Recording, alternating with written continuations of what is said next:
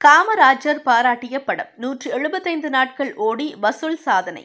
52ஆம் ஆண்டில் பட்டிக்காடா பட்டணமா?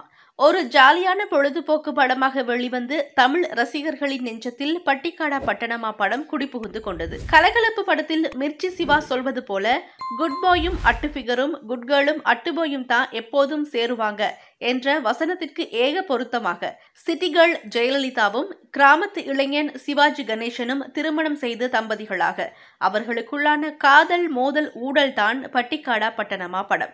இந்த படம் எம்ஜிஆர் ஸ்டைலில் சிவாஜி கணேசன் நடித்த ஜனரஞ்சக பொழுதுபோக்கு படம். 80s கிட்ஸ்களுக்கு கமல்ஹாசனின் சகலகலா வல்லவன், 90s கிட்ஸ்களுக்கு அஜித்தின் திருப்பதி, 2K கிட்ஸ்களுக்கு விஜய் சேதுபதியின் ரெக்க போல் 1960-70 காலகட்டத்தில் சிவாஜி கணேசனுக்கு பட்டிக்காடா பட்டணமா சில்வர் ஜூப்ளி படமாக அமைந்தது.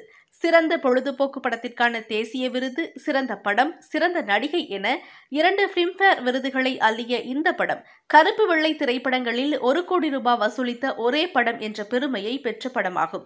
175 நாட்கள் ஓடிய இந்த படம் 1972ஆம் ஆண்டில் இண்டஸ்ட்ரி ஹிட் படமாக மாறியது.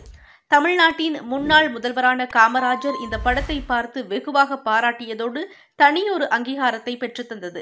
ரொமான்டிக் காமெடி பாணியில் உருவான இந்த படம் பிரபல ஆங்கில கவிஞர் வில்லியம் ஷேக்ஸ்பியரின் the taming of the shrew என்ற மேடை நாடகத்தை அடிப்படையாக கொண்டு படமாக அமைந்திருந்தது. இது தவிர அம்பிகையே ஈஸ்வரியே, கேட்டுக்கோடி உரிமை போன்ற பாடல்களும் பட்டி தொட்டி எங்கும் ஒலித்தன.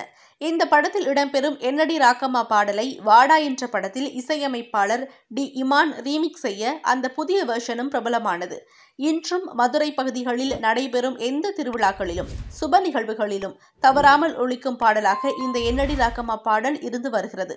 அதேபோல் கேட்டுக்கோடி உரிமை பாடலும் பாண்டியன் ஒளிபெருக்கி நிலையம் படத்தில் ரீமிக்ஸ் செய்யப்பட்டு இருந்தது. கடந்த ஆண்டு இந்த படத்தின் 50வது பொன்விழா, படம் வெளியீட்டு விழா, பொன்விழா நிகழ்ச்சி மதுரை ராஜா முத்தையா மன்றத்தில் நடந்தது. இந்த நிகழ்வில் தமிழ்நாட்டில் மட்டுமல்லாமல் ஆந்திரா, கர்நாடகாவில் இருந்தும் ஏராளமான சிவாஜியின் ரசிகர்களும் பங்கேற்றார்கள். படம் திரையிட தொடங்குவதற்கு முன்னர் 1972இல் வெளியான போது இருந்த கிரேஸ் குறையாத அளவில் பட்டாசு வெடித்து மேளதாளங்கள் முழங்க நடனமாடி ரசிகர்கள் தங்களது உற்சாகத்தை வெளிப்படுத்தினார்கள். ஆயிரக்கணக்கான ரசிகர்களால் அரங்கம் நிரம்பிய காட்சியாக படம் திரையிடப்பட்டது.